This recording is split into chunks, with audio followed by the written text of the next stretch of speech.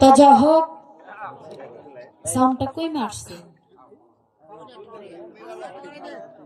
অত্যন্ত সুন্দর ভাবে আমাদের উভয় দুটি শিল্পী পরিচয় পর্ব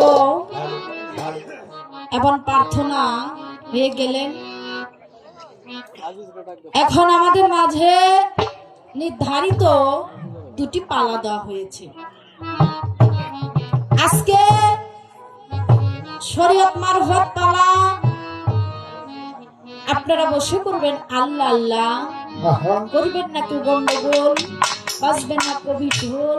যদি করেন গন্ডগোল কথাই কথাই হবে ভুল, পাবেন না কোনো কথার কথা। যদি থাকেন একটু চুপ, আমরা দুটি শিল্পী গাইতে পারবো। আমাকে দেওয়া হয়েছে মারিফতের ভূমিকা, আর আমার সাথী শিল্পীকে দেওয়া হয়েছে শরীয়তের ভূমিকা। তো বাবা এলমে মারিফত, এলমে শরীয়ত, শরীয়ত তরিকত হাকিকত মারিফত, চার তরিকাই ভালো, তার চাইতেও বেশি ভালো যার যার ফাজিলত। যার ফাজিলত ঠিক আছে তার চার তরিকাই ঠিক আছে, যার ফাজিলত ঠিক না তার চার তরিকা কোনো তরিকাই ঠিক না। আগে ঠিক করতে হবে যার যার ফাজিলত। যাকে সৃষ্টি না করলে আল্লাহ তাআলা 18,000 মাখলুকাতের মধ্যে কিছু সৃজন করতেন না, সেই দয়ালু নবী আমার তার তরিকাই পালন করেছে। কোন তরিকা ছাড়া কোন তরিকা সে করেননি, কোন তরিকাই সে বাদ দেননি, চার তরিকার মধ্যে। তো আসলে মূলত সব তরিকাই ঠিক রাখতে হবে, জানতে হবে, বুঝতে হবে, কোনটাই বাদ দেওয়া যাবে না। শুধু জানলেই হবে না, তৌহিদ করতে হবে, ইসলাম করতে হবে। আজকে বাবা মারিফত আরাফা শব্দ হইতে মারিফত বস্তুটা হচ্ছে গোপন। এই মারিফত বস্তু এটা হচ্ছে গোপন বস্তু, নিগুপ্ত বস্তু। এই মারিফত জানতে চাইলে, বুঝতে চাইলে একজন প্রিয় মুর্শিদের কাছে গিয়ে জানতে হবে। নিজেকে যদি কেউ চিনতে চায়, জানতে চায়, নিজেকে যদি কেউ কন্ট্রোলে আনতে চায়, তাহলে একজন মানুষের কাছে যাইতে হবে কিংবা বায়াত করতে হবে। এই মারিফতে আসতে হবে। এই মারিফতে আসলে যা আছে ব্রহ্মাণ্ডে তা আছে আমার এই মানব ভাণ্ডে। কিন্তু অনেকে জানে না, অনেকে বুঝে না, তার চাইতে বেশি মানব ভাণ্ডে আছে পৃথিবীতে যা আছে।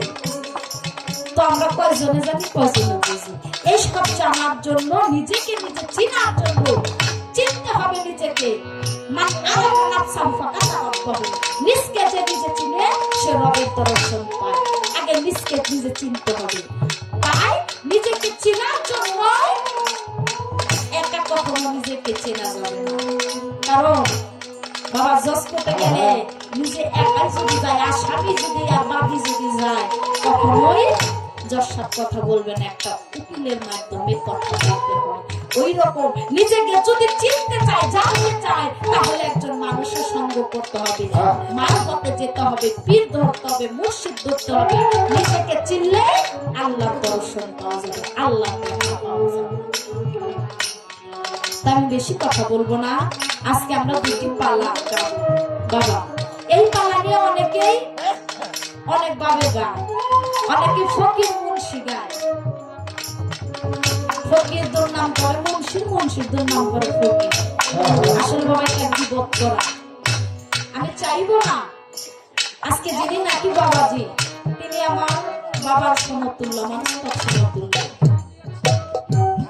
আজকে আমি চাইবো না আমার বাবাজি আমার মারিফতের ফকির বিপদ করুক, আর আমি অধম সাবিনা সরকার, আমি কখনোই চাইবো না যে একটা শরীয়ত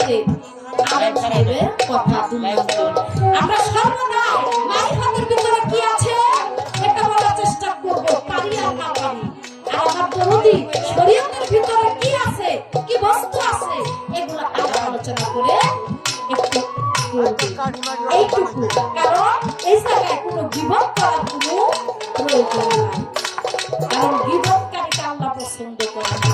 আর বিভক্ত আমার মারফতে নাই, কোনো নিন্দা আমার মারফতে নাই।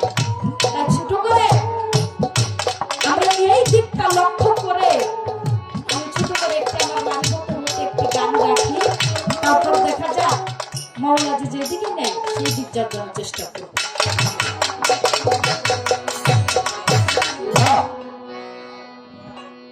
জানতে চাইলে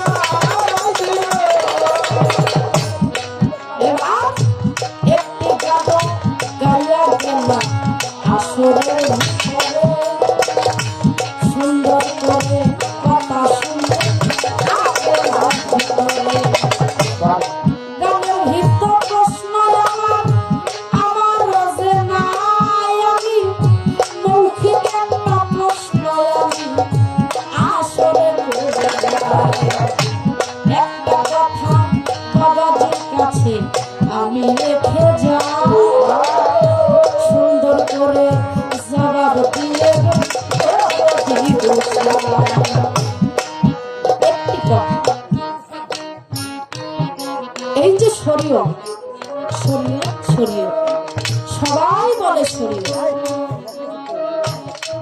শরীয়তের মধ্যে হজ যাকাত নামাজ রোজা কলেমা এটা হচ্ছে শরীয়তের কাজ। হজ আদায় করতে হবে, যাকাত দিতে হবে, নামাজ কায়েম করতে হবে, রোজা রাখতে হবে এবং যদি এই যে 5টা কাজ কলেমা পাঠ করতে হবে। কিন্তু এর ভিতরে আমি আমি বাবা শরীয়তটা খুঁজে পেলাম। মূলে শরীয়তটা কি বাবা? এই শরীয়তটা অতি প্রথম পৃথিবী যখন সৃষ্টি করে তখন এই শরীয়তটা কোথায় ছিল বাবা? এই যে আপনারা যদি একটু কানা বসা করবেন বাবা, শুনে কেমন জানি লাগে, কারণ আমি তো ছোট শিল্পী বাবা। বড় বড় শিল্পীর গান শুনে আপনাদের কান হয়ে গেছে। আমাদের মতো, বিশেষ করে আমার মতো ছোট শিল্পীর গান আপনাদের কানে পৌঁছায় না, তবু একটু কষ্ট করুন, আমার বেলায় কথা বলেন বাবা। এই যে বাবা অনেক দূর থেকে আসছে, রাজবাড়ি হইতে। যত কথা আলাপ আলোচনা উদ্ঘোষ আমার সময় করেন, আমার বাবা যে সামনে করেন, জানি গিয়ে না বলতে পারে যে বাসায় আমার লোক ভালো না, কারণ আমি বাসাইয়ের লোক, আপনাদের লোক, আপনাদের মেয়ে।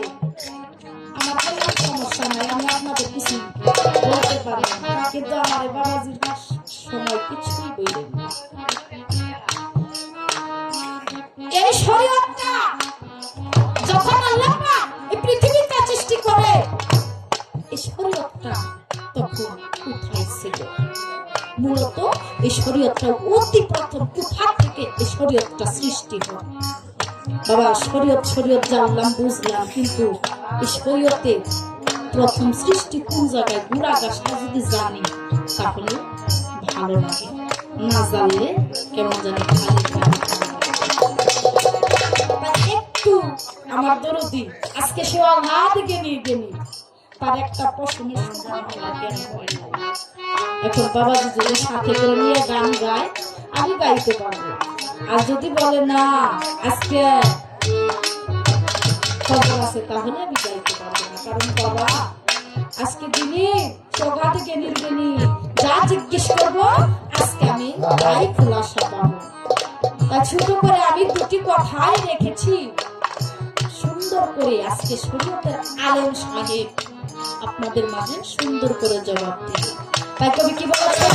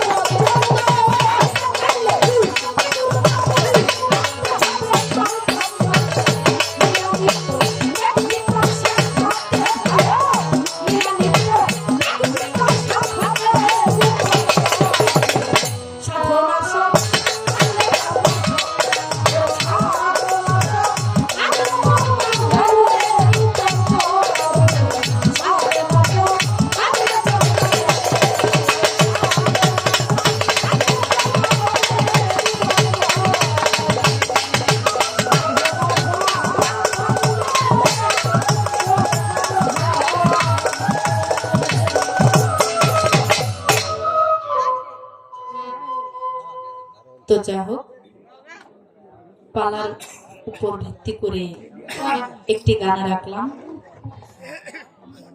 আসলে বাবা একটা পীর মুর্শিদের কাছে যতক্ষণ পর্যন্ত না যায়, কারণ হাত পা জন্ম নিলে মানুষ পায় না, চিঙ্গা মানুষ ধরে, একজন মা ভস্কা মানুষ ধরে, কারণ বাবা মা সর্বসময়ই সন্তান ধারণ করে সে মানুষ করতে পারে না। কুপুত্র ধারণ করে একটা পীর ওলি মুর্শিদ সুপুত্র ধারণ করে, যতক্ষণ পর্যন্ত মানুষের কাছে না যায়, তার কাছে আত্মসমর্পণ না করে, ততক্ষণ পর্যন্ত সে কিছুই জানতে পারে না, কিছুই বুঝতে পারে না। সবকিছুই মুর্শিদের কাছে অর্পণ করে দিতে হবে, অর্পণ করে নিজের বলতে কিছুই রাখা যাবে